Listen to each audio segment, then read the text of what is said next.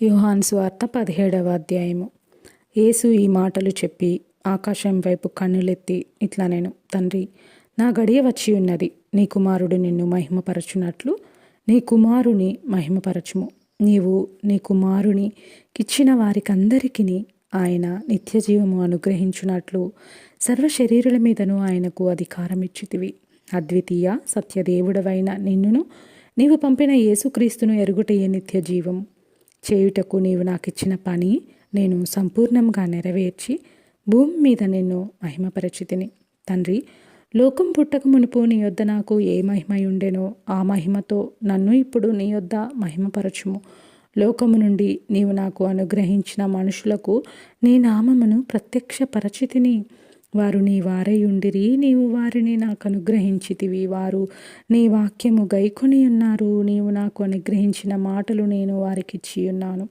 వారు ఆ మాటలను అంగీకరించి నేను నీ యొద్ద నుండి బయలుదేరి వచ్చితినని నిజముగా ఎరిగి నీవు నన్ను పంపితివని నమ్మిరి గనుక నీవు నాకు అనుగ్రహించినవన్నీ నీ వలననే కలిగినవని వారిప్పుడు ఎరిగి ఉన్నారు. నేను వారి కొరకు ప్రార్థన చేయుచున్నాను, లోకం కొరకు ప్రార్థన చేయుటలేదు.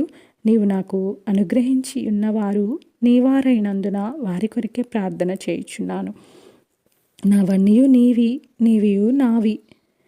వారి యందు నేను మహిమపరచబడి ఉన్నాను. నేనికను లోకంలో ఉండను గాని వీరు లోకంలో ఉన్నారు. నేను నీ యొద్దకు వచ్చుచున్నాను.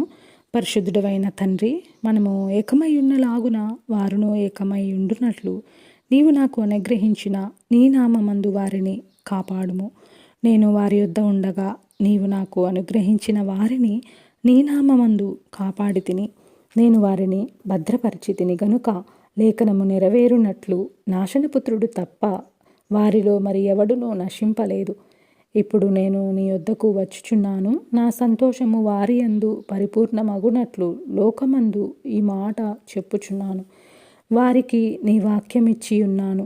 నేను లోక సంబంధిని కానట్టు వారును లోక సంబంధులు కారు గనుక లోకము వారిని ద్వేషించును. నీవు లోకములో నుండి వారిని తీసుకొని పొమ్మని నేను ప్రార్థించుటలేదు గాని దుష్టుని నుండి వారిని కాపాడుమని ప్రార్థించుచున్నాను. నేను లోక సంబంధిని కానట్టు వారును లోక సంబంధులు కారు. సత్యమందు వారిని ప్రతిష్ఠ చేయుము. నీ వాక్యమే సత్యము. నీవు నన్ను లోకమునకు పంపిన ప్రకారము నేనును వారిని లోకమునకు పంపితిని. వారును సత్యమందు ప్రతిష్ఠ చేయబడునట్లు వారి కొరకు నన్ను ప్రతిష్ఠ చేసుకొనుచున్నాను.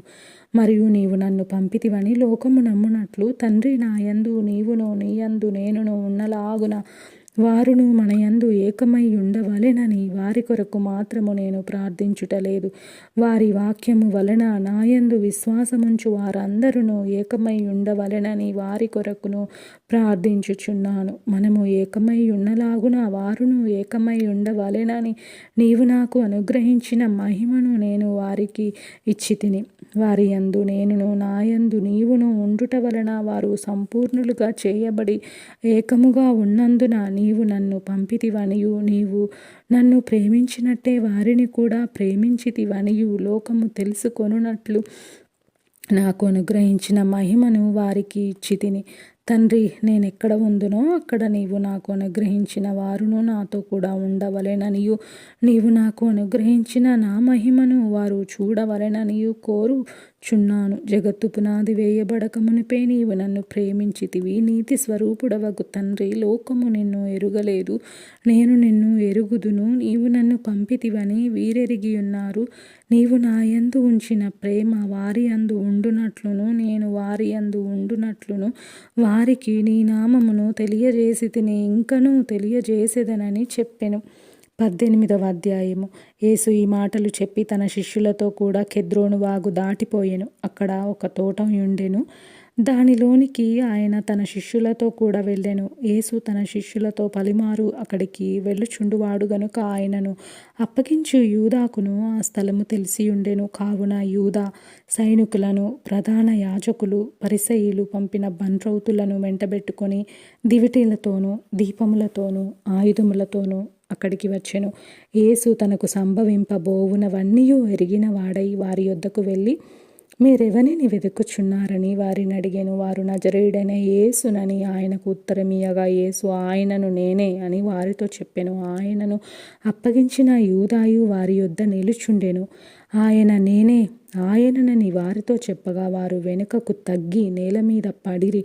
మరలా ఆయన, మీరు ఎవరిని వెతుకుచున్నారని వారిని అడిగాను. అందుకు వారు నజరేయుడైన యేసునని చెప్పగా, యేసు వారితో, నేనే ఆయననని మీతో చెప్పి తిని గనుక మీరు నన్ను వెదకుచున్న ఎడల వీరిని పోనీయుడని చెప్పెను. నీవు నాకు అనుగ్రహించిన వారిలో ఒక్కనినైనను నేను పోగొట్టుకొనలేదని ఆయన చెప్పిన మాట నెరవేరునట్లు ఇలాగు చెప్పెను. సీమోను పేతురునొద్ద కత్తి ఉండినందున అతడు దానిని దూసి ప్రధాన యాజకుని దాసుని కొట్టి అతని కుడి చెవి తెగ నరికెను. ఆ దాసుని పేరు మల్కు. యేసు కత్తి ఒరలో ఉంచుము, తండ్రి నాకు అనుగ్రహించిన గిన్నెలోనిది నేను తాగకుందునా అని పేతురుతో అనెను. అంతటా సైనికులను సహస్రాధిపతియు యూదుల బంట్రౌతులను యేసును పట్టుకొని ఆయనను బంధించి మొదట అన్న యొద్దకు ఆయనను తీసుకొని పోయిరి. అతడు ఆ సంవత్సరము ప్రధాన యాజకుడైన కయపాకు మామ. కయప ఒక మనుషుడు ప్రజల కొరకు చనిపోవుట ప్రయోజనకరమని యూదులకు ఆలోచన చెప్పినవాడు. సీమోను పేతురును మరి యొక్క శిష్యుడును యేసు వెంబడి పోవుచుండిరి. ఆ శిష్యుడు ప్రధాన యాజకునికి నెలవైన వాడు గనుక అతడు ఆ ప్రధాన యాజకుని ఇంటి ముంగిటిలోనికి యేసుతో కూడా వెళ్ళెను. పేతురు ద్వారమునొద్ద బయట నిలుచుండెను గనుక ప్రధాన యాజకునికి నెలవైన ఆ శిష్యుడు బయటికి వచ్చి ద్వారపాలకు రాలితో మాటలాడి పేతురును లోపలికి తోడుకొని పోయెను. ద్వారమునొద్ద కావలియున్న ఒక చిన్నది పేతురుతో, నీవును ఈ మనుషుని శిష్యులలో ఒకడవు కావా అని చెప్పగా అతడు కాననెను. అప్పుడు చలివేయుచున్నందున దాసులను బంట్రౌతులను మంట వేసి చలి కాచుకొనుచు నిలుచుండగా పేతురును వారితో నిలువబడి చలి కాచుకొనుచుండెను.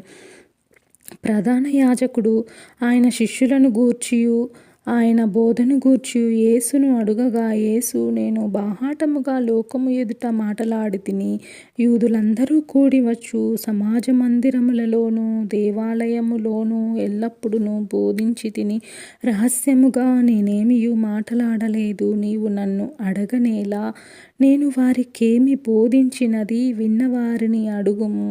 ఇదిగో నేను చెప్పినది వీరెరుగుదురని అతనితో చెప్పెను. ఆయన ఈ మాటలు చెప్పినప్పుడు దగ్గర నిలిచి ఉన్న బంట్రౌతులలో ఒకడు, ప్రధాన యాజకునికి ఇలాగూ ఉత్తరమిచ్చుచున్నావా అని చెప్పి యేసును అరచేతులతో కొట్టెను. అందుకు యేసు, నేను కాని మాట ఆడిన ఎడల ఆ కాని మాట ఏదో చెప్పుము, మంచి మాట ఆడిన ఎడల నన్నేలా కొట్టుచున్నావనెను. అంతటా అన్న యేసును బంధింపబడి ఉన్నట్టుగానే ప్రధాన యాజకుడైన కయపా యొద్దకు పంపెను.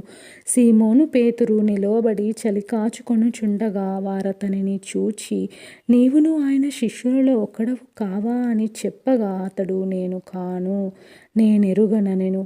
పేతురు ఎవని చెవి తెగ నరికెనో వాని బంధువును ప్రధాన యాజకుని దాసులలో ఒకడును, నీవు తోటలో అతనితో కూడా ఉండగా నేను చూడలేదా అని చెప్పినందుకు పేతురు నేనెరుగనని మరి ఒకసారి చెప్పెను. వెంటనే కోడి కూసెను.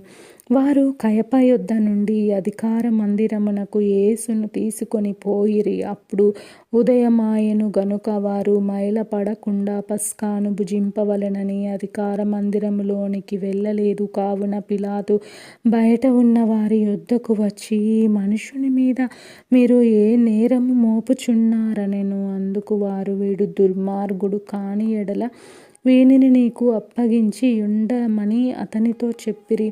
పిలాతు, మీరతన్ని తీసుకొని పోయి మీ ధర్మశాస్త్రము చొప్పున అతనికి తీర్పు తీర్చుడనగా యూదులు ఎవనికి నీ మరణశిక్ష విధించుటకు మాకు అధికారము లేదని అతనితో చెప్పిరి. అందువలన యేసు తాను ఎట్టి మరణము పొందబోవునో దానిని సూచించి చెప్పిన మాట నెరవేరెను.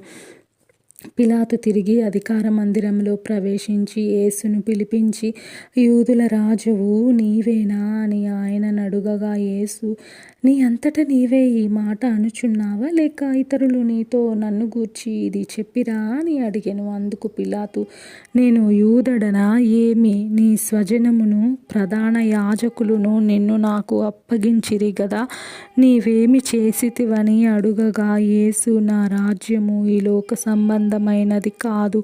నా రాజ్యము ఈ లోక సంబంధమైనదైతే నేను యూదులకు అప్పగింపబడకుండునట్లు నా సేవకులు పోరాడుదురు గాని నా రాజ్యము ఇహ సంబంధమైనది కాదనెను.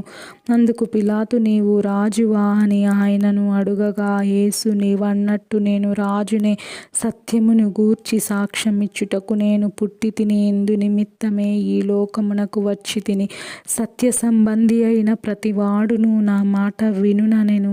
అందుకు పిలాతు, సత్యమనగా ఏమిటి అని ఆయనతో చెప్పెను. అతడు ఈ మాట చెప్పి బయటనున్న యూదుల యొద్దకు తిరిగి వెళ్ళి, అతని యందు ఏ దోషమును నాకు కనబడలేదు.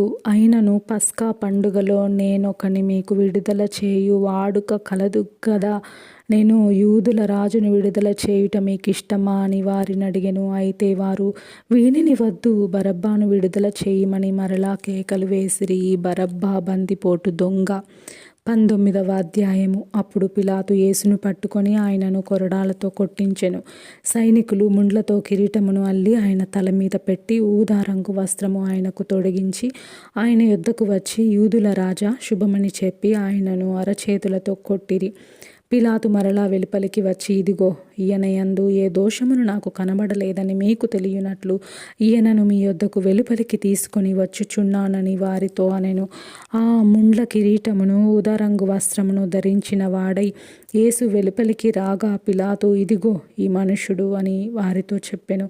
ప్రధాన యాజకులను బంట్రౌతులను ఆయనను చూచి, సిలువ వేయుము, సిలువ వేయుము అని కేకలు వేయగా, పిలాతు, ఆయన యందు ఏ దోషమును నాకు కనబడలేదు గనుక మీరే ఆయనను తీసుకొని పోయి సిలువ వేయుడని వారితో చెప్పెను. అందుకు యూదులు, మాకొక నియమము కలదు, తాను దేవుని కుమారుడనని ఇతడు చెప్పుకొనెను గనుక ఆ నియమము చొప్పున ఇతడు చావవలెనని అతనితో చెప్పిరి. పిలాతు ఆ మాట విని మరీ ఎక్కువగా భయపడి తిరిగి అధికార మందిరంలో ప్రవేశించి, నీవెక్కడ నుండి వచ్చితివని యేసును అడిగెను. అయితే యేసు అతనికి ఏ ఉత్తరము ఇయ్యలేదు గనుక పిలాతు, నాతో మాట్లాడవా, నిన్ను విడుదల చేయుటకు నాకు అధికారము కలదనియు నిన్ను సిలువ వేయుటకు నాకు అధికారము కలదనియు నీవెరుగవా అని ఆయనతో అనెను. అందుకు యేసు, పైనుండి నీకు ఇయ్యబడి ఉంటేనే తప్ప నా మీద నీకు ఏ అధికారమును ఉండదు. అందుచేత నన్ను నీకు అప్పగించిన వానికి ఎక్కువ పాపము కలదనెను. ఈ మాటను బట్టి పిలాతు ఆయనను విడుదల చేయుటకు యత్నము చేసెను గాని యూదులు, నీవు ఇతన్ని విడుదల చేసితివా, కైసరునకు స్నేహితుడవు కావు, తాను రాజునని చెప్పుకొను ప్రతివాడును కైసరునకు విరోధముగా మాటలాడుచున్నవాడే అని కేకలు వేసిరి. పిలాతు ఈ మాటలు విని యేసును బయటకు తీసుకొని వచ్చి రాళ్ళు పరచిన స్థలమందు న్యాయపీఠము మీద కూర్చుండెను. ఎబ్రీ భాషలో ఆ స్థలమునకు గబ్బతా అని పేరు. ఆ దినము పస్కాను సిద్ధపరచు దినము. అప్పుడు ఉదయము 6 గంటలు కావచ్చెను. అతడు, ఇదిగో మీ రాజు అని యూదులతో చెప్పగా, అందుకు వారు, ఇతనిని సంహరించుము, సంహరించుము, సిలువ వేయుము అని కేకలు వేసిరి. పిలాతు, మీ రాజును సిలువ వేయుదునా అని వారిని అడుగగా, ప్రధాన యాజకులు, కైసరు తప్ప మాకు వేరొక రాజు లేడనిరి. అప్పుడు సిలువ వేయబడుటకై అతడు ఆయనను వారికి అప్పగించెను. వారు యేసును తీసుకొని పోయిరి. ఆయన తన సిలువ మోసుకొని కపాల స్థలమను చోటికి వెళ్ళెను. హెబ్రీ భాషలో దానికి గొల్గొతా అని పేరు. అక్కడ ఈ వైపున ఒకనిని, ఆ వైపున ఒకనిని, మధ్యన యేసును ఉంచి ఆయనతో కూడా ఇద్దరిని సిలువ వేసిరి. మరియు పిలాతు, యూదుల రాజైన నజరేయుడగు యేసు అను పై విలాసము వ్రాయించి సిలువ మీద పెట్టించెను.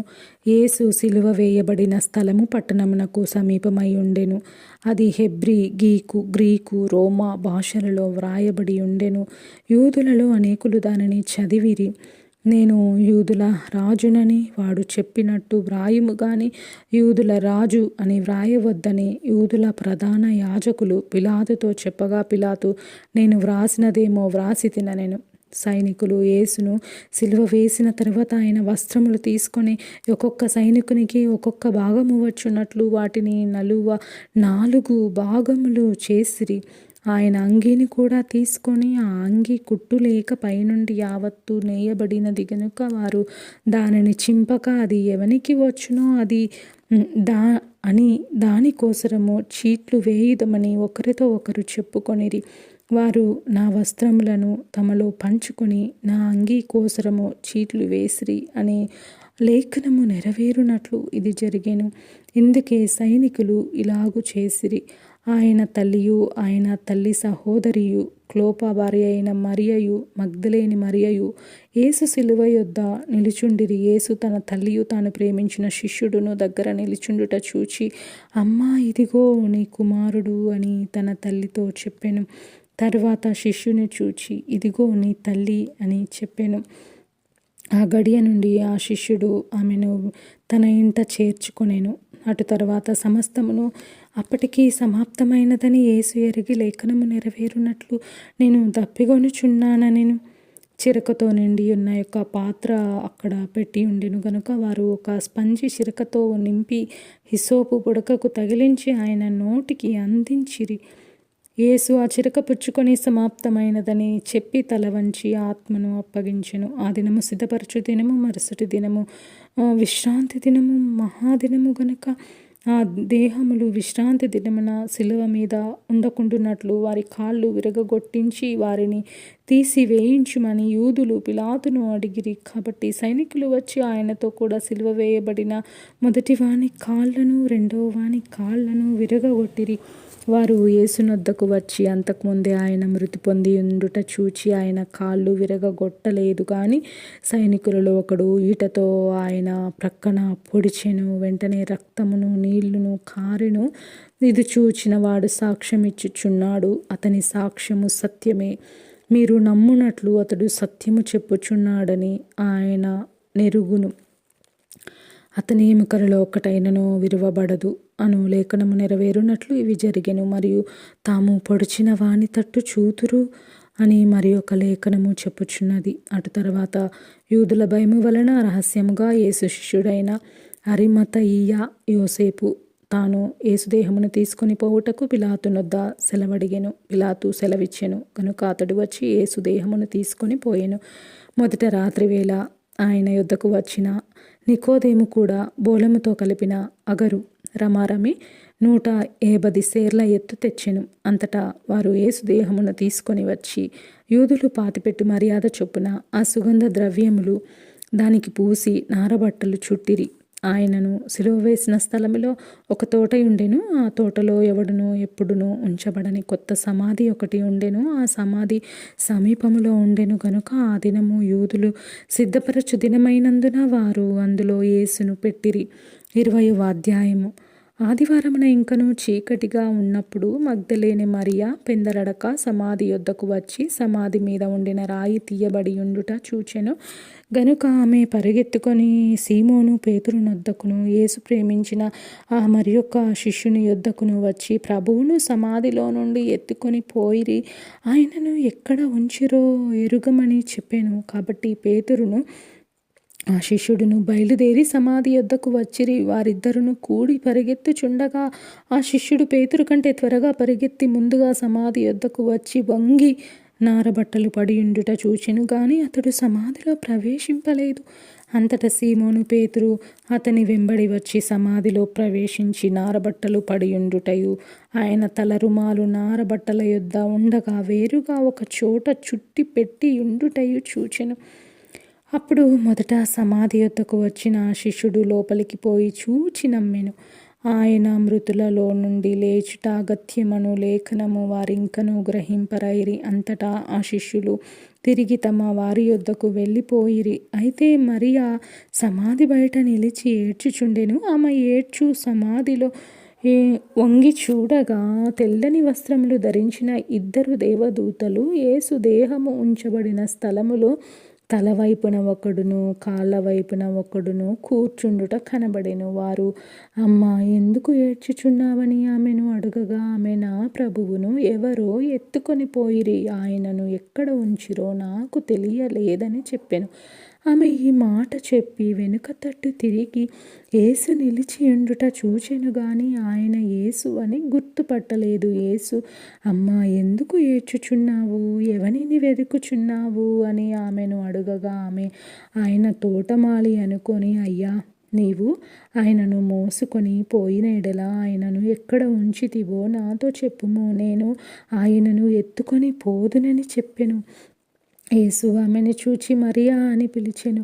ఆమె ఆయన వైపు తిరిగి ఆయనను హెబ్రీ భాషతో రబ్బూని అని పిలిచెను. ఆ మాటకు బోధకుడని అర్థము. యేసు ఆమెతో, నేను ఇంకనూ తండ్రి యొద్దకు ఎక్కిపోలేదు గనుక నన్ను ముట్టుకొనవద్దు. అయితే నా సహోదరుల యొద్దకు వెళ్ళి, నా తండ్రియు మీ తండ్రియు, నా దేవుడును మీ దేవుడునైన వాని యొద్దకు ఎక్కిపోవచ్చున్నానని వారితో చెప్పుమనెను.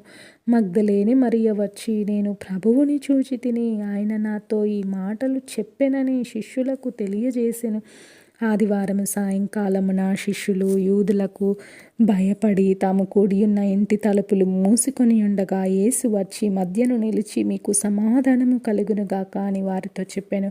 ఆయన అలాగు చెప్పి వారికి తన చేతులను ప్రక్కను చూపగా శిష్యులు ప్రభువును చూచి సంతోషించిరి. అప్పుడు యేసు మరలా, మీకు సమాధానము కలుగునుగాక, తండ్రి నన్ను పంపిన ప్రకారము నేనును మిమ్మును పంపుచున్నానని వారితో చెప్పెను. ఆయన ఈ మాటలు చెప్పి వారి మీద ఊది, పరిశుద్ధాత్మను పొందుడి. మీరు ఎవరి పాపములు క్షమింతిరో అవి వారికి క్షమింపబడును, ఎవరి పాపములు మీరు నిలిచియుండనిత్తిరో అవి నిలిచియుండునని వారితో చెప్పెను. యేసు వచ్చినప్పుడు 12 మందిలో ఒకడైన దిదుమా అనబడిన తోమా వారితో లేకపోయెను గనుక తక్కిన శిష్యులు, మేము ప్రభువుని చూచితిమని అతనితో చెప్పగా, అతడు, నేను ఆయన చేతులలో మేకుల గురుతులు చూచి నా వ్రేలు ఆ మేకుల గురుతులో పెట్టి నా చెయ్యి ఆయన పక్కలో ఉంచితేనే కానీ నమ్మనని వారితో చెప్పెను. 8 దినములైన తరువాత ఆయన శిష్యులు మరల లోపల ఉన్నప్పుడు తోమా వారితో కూడా ఉండెను. తలుపులు మూయబడి ఉండగా యేసు వచ్చి మధ్యను నిలిచి, మీకు సమాధానము కలుగునుగాక అనెను. తరువాత తోమాను చూచి, నీ వ్రేలు ఇటు చాచి నా చేతులు చూడుము, నీ చెయ్యి చాచి నా ప్రక్కలో ఉంచి అవిశ్వాసివి కాక విశ్వాసివై ఉండుమనెను. అందుకు తోమా ఆయనతో, నా ప్రభువా, నా దేవా అనెను. యేసు, నీవు నన్ను చూచి నమ్మితివి, చూడక నమ్మిన వారు ధన్యులని అతనితో చెప్పెను.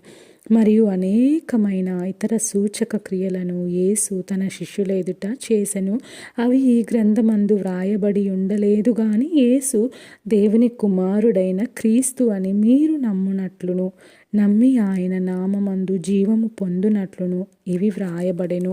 21వ అధ్యాయము. అటు తర్వాత యేసు తిబేరియా సముద్ర తీరమున శిష్యులకు మరలా తన్ను ప్రత్యక్షపరచుకొనెను.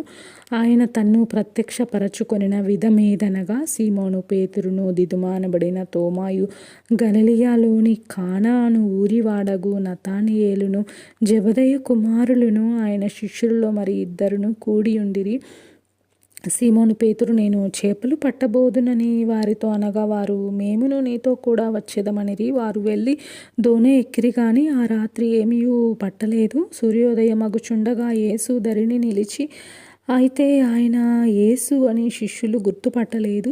యేసు, పిల్లలారా, భోజనమునకు మీ యొద్ద ఏమైనా ఉన్నదా అని వారిని అడుగగా, లేదని వారు ఆయనతో చెప్పిరి. అప్పుడు ఆయన, దోణి కుడి ప్రక్కన వలవేయుడి, మీకు దొరుకునని చెప్పెను గనుక వారు అలాగును వేయగా చేపలు విస్తారంగా పడినందున వల లాగలేకపోయిరి. కాబట్టి యేసు ప్రేమించిన శిష్యుడు, ఆయన ప్రభు సుమి అని పేతురుతో చెప్పెను. ఆయన ప్రభు అని సీమోను పేతురు విని వస్త్రహీనుడై ఉన్నందున పైబట్ట వేసి సముద్రంలో దుమికెను. దరి ఇంచుమించు 200 మూరల దూరం ఉన్నందున తక్కిన శిష్యులు చేపలు గల వలలాగుచు చిన్న దోణిలో వచ్చిరి. వారు దిగి దరికి రాగానే అక్కడ నిప్పులను, వాటి మీద ఉంచబడిన చేపలను, రొట్టెయు కనబడెను. యేసు, మీరిప్పుడు పట్టిన చేపలలో కొన్ని తీసుకొని రండని వారితో చెప్పగా, సీమోను పేతురు దోణి ఎక్కి వలను దరికి లాగెను. అది 153 గొప్ప చేపలతో నిండి ఉండెను. చేపలు అంత విస్తారంగా పడినను వల పిగలలేదు. యేసు రండి భోజనము చేయుడని వారితో అనెను. ఆయన ప్రభువని వారికి తెలిసినందున నీవెవడవని శిష్యులలో ఎవడునూ ఆయనను అడగ తెగింపలేదు. యేసు వచ్చి ఆ రొట్టెను తీసుకొని వారికి పంచిపెట్టెను. అలాగే చేపలను కూడా పంచిపెట్టెను. యేసు మృతులలో నుండి లేచిన తర్వాత శిష్యులకు ప్రత్యక్షమైనది ఇది 3వసారి. వారు భోజనం చేసిన తర్వాత యేసు సీమోను పేతురును చూచి, యోహాను కుమారుడవైన సీమోను, వీరికంటే నీవు నన్ను ఎక్కువగా ప్రేమించుచున్నావా అని అడగగా అతడు, అవును ప్రభువా, నేను నిన్ను ప్రేమించుచున్నానని నీవే ఎరుగుదువని ఆయనతో చెప్పెను. యేసు, నా గొర్రె పిల్లలను మేపుమని అతనితో చెప్పెను. మరలా ఆయన, యోహాను కుమారుడవైన సీమోను, నన్ను ప్రేమించుచున్నావా అని 2వసారి అతనిని అడుగగా అతడు, అవును ప్రభువా, నేను నిన్ను ప్రేమించుచున్నానని నీవే ఎరుగుదువని ఆయనతో చెప్పాను. ఆయన, నా గొర్రెలను కాయుమని చెప్పాను. 3వసారి ఆయన, యోహాను కుమారుడవైన సీమోను, నన్ను ప్రేమించుచున్నావా అని అతనిని అడిగాను. నన్ను ప్రేమించుచున్నావా అని 3వసారి తన్ను అడిగినందుకు పేతురు వ్యసనపడి, ప్రభువా, నీవు సమస్తము ఎరిగిన వాడవు, నిన్ను ప్రేమించుచున్నానని నీవే ఎరుగుదువని ఆయనతో చెప్పెను. యేసు, నా గొర్రెలను మేపుము. నీవు యవ్వనుడవై ఉండినప్పుడు నీ అంతట నీవే నడుము కట్టుకుని నీకిష్టమైన చోటికి వెళ్ళుచుంటివి. నీవు ముసలవాడవైనప్పుడు నీ చేతులు నీవు చాచుదువు, వేరొకడు నీ నడుము కట్టి నీకిష్టము కాని చోటికి నిన్ను మోసుకొని పోవునని నీతో నిశ్చయముగా చెప్పుచున్నానని అతనితో చెప్పెను. అతడు ఎట్టి మరణము వలన దేవుని మహిమపరచునో దాని సూచించి ఆయన ఈ మాట చెప్పెను. ఇట్లు చెప్పి నన్ను వెంబడించుమని అతనితో అనెను. పేతురు వెనుకకు తిరిగి యేసు ప్రేమించిన వాడును భోజన పంక్తిని ఆయన రొమ్మున ఆనుకొని, ప్రభువా, నిన్ను అప్పగించువాడెవడని అడిగిన వాడునైనా శిష్యుడు తమ వెంట వచ్చుట చూచెను. పేతురు అతన్ని చూచి, ప్రభువా, ఇతని సంగతి ఏమగునని యేసును అడిగెను. యేసు, నేను వచ్చే వరకు అతడుండుట నాకిష్టమైతే అది నీకేమి? నీవు నన్ను వెంబడించుమనెను. కాబట్టి ఆ శిష్యుడు చావడను మాట సహోదరులలో ప్రచురమాయెను. అయితే చావడని యేసు అతనితో చెప్పలేదు గాని, నేను వచ్చు వరకు అతడుండుట నాకిష్టమైతే అది నీకేమని చెప్పెను. ఈ సంగతులను గూర్చి సాక్ష్యం ఇచ్చుచు, ఇవి వ్రాసిన శిష్యుడు ఇతడే, ఇతని సాక్ష్యము సత్యమని ఎరుగుదము. యేసు చేసిన కార్యములు ఇంకను అనేకములు కలవు. వాటిలో ప్రతిదానిని వివరించి వ్రాసిన ఎడల అట్లు వ్రాయబడిన గ్రంథములకు భూలోకమైనను చాలదని నాకు తోచుచున్నది. ఆమెన్.